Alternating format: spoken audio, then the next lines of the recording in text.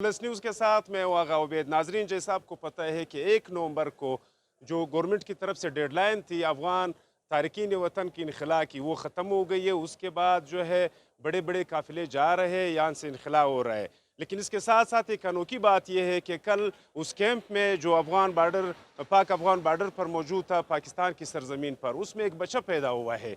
बच्चे के वालिदैन ने असिस्टेंट कमिश्नर ज़ोएबुल्लाह की वज़ाई से मुतासिर होकर उसका नाम ज़ोएबुल्लाह रखा है। लेकिन यहाँ पे बहुत सारे सवालात जो है वो पैदा हो रहे हैं। सवालात ये है कि 1951 एक्ट का सेक्शन 10 जो है वो कहता है कि जो पाक सरजमीन यानी पाकिस्तान की सरजमीन पे जो बच्चा पैदा होता है वो पाकिस्तान की शरीयत का हामिल होता है। लेकिन सवाल ये है कि 10,66,000 अफराद जो है जिनका इनखला बदस्तूर जारी है यूएनएचसीआर के डेटा के मुताबिक, वो भी यहाँ पे पैदा हुए हैं।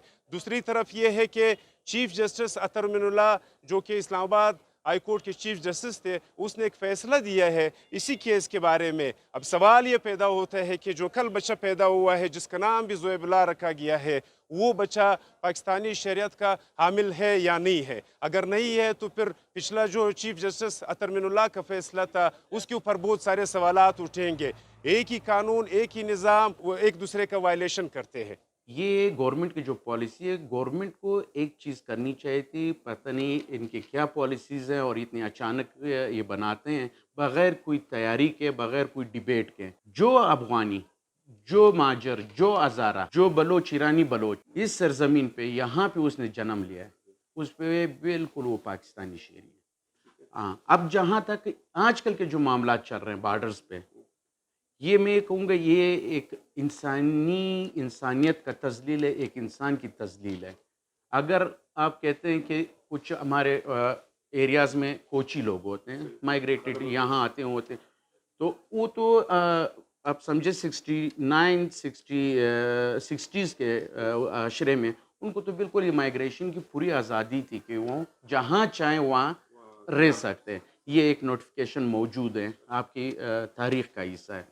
दूसरी बात, जो अफ़गान रिफ्यूजीज़ हैं वो एक मुआहदे के तहत पाकिस्तान और यूनाइटेड नेशन के एक मुआहदे के तहत आए थे। 78-79 में लगभग इसी में थे। उसमें ये बात है कि आपने उनको उधरी स्कूलिंग, अच्छा खुराक, हॉस्पिटलाइज जो है सेहत का, ये उन्हीं कैंपों में देना है।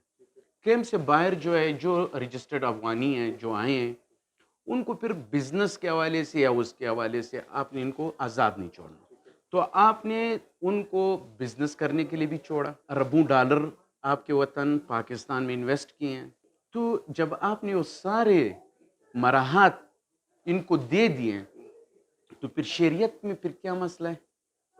तो या पहले दिन आप उसको रोक लेते कि नहीं आप एक मुआहदे के तहत आए।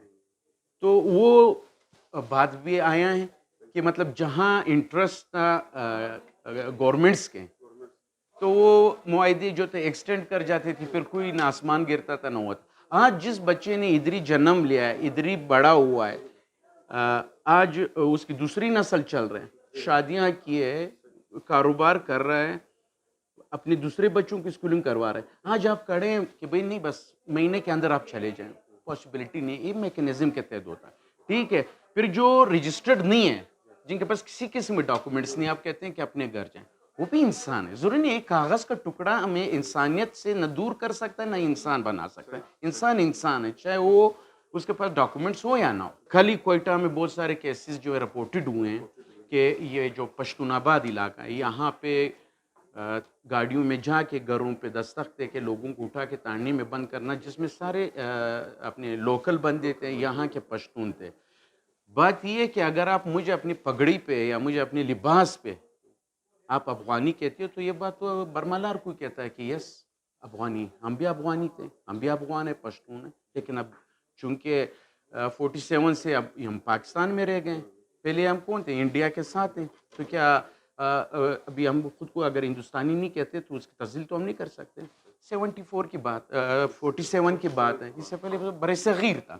तो कुछ चीज़ें इस वक्त मैं कहता हूँ, सबसे इसमें इम्पोर्टेंट बात है इसका बैड इफ़ेक्ट क्या जाएगा। देखिए, बीइंग ए पाकिस्तान, आपके अपने हमसायों के साथ ताल्लुकात, ये बहुत देखिए हिस्ट्री लिखी जाएगी। इस पे मेरी गुजारिश है जो जिन्होंने ये प्रोग्राम या जो इस पे एजेंडे पे काम कर रहे हैं उनका भी कोई सोच होगा لیکن اب تک ہم بلینڈ ہے کہ کیا پروسیس ہوگا, کیوں کیا جا رہا ہے اس ارجنسی میں اور اس سردی میں, ان حالات میں, اور بھی اس طرح در پدری میں کہ کوئی بھی پروگرامنگ, کوئی بھی ہوم ورک یا روڈ میپ بنایا نہیں ہے, بس صرف نکل جائے ورنہ پکڑیں گے. آپ کے ہمسائے کے ساتھ عفو کی بہت بات ہے. دیکھیے گولی کا زخم تو بھر جاتا ہے, لیکن جب آپ کسی کو زبان یا تذلیل کرو گے وہ زخم کبھی نہیں بھرتا.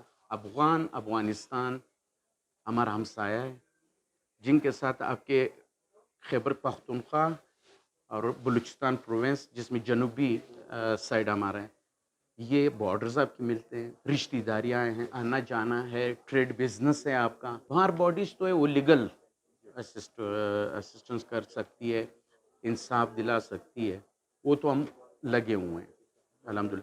یہ کام ہے پولیٹیکل پارٹیز کا. اب اگر سندھ کا مینڈیٹ پیپلز پارٹی کے پاس ہے تو پیپلز پارٹی کے اپنے نمائندے, اپنے لیڈرز بلوچستان تمام صوبوں میں. اسی طرح اگر اس کا پنجاب کا ہے وہ مسلم لیگ نون آپ کہہ لیں یا وہاں تو پی ٹی آئی کہہ لیں, اسٹیک ہولڈر ہیں, تو ان کے نمائندے یہاں پہ بھی ہیں. تو یہ ان کو چاہے کہ اگر آپ پورے لیول پہ خود کو قومی لیڈر تسلیم کرو تو بعد بھی پھر پورے پاکستان, پورے قوموں, پورے صوبوں کے کرو. اگر آپ پنجاب تک محدود ہو پھر دوسرے صوبے میں پھر دوسرے, تو اس طرح کے جو یونٹی ہے اس پہ بہت متاثر ہو گئے.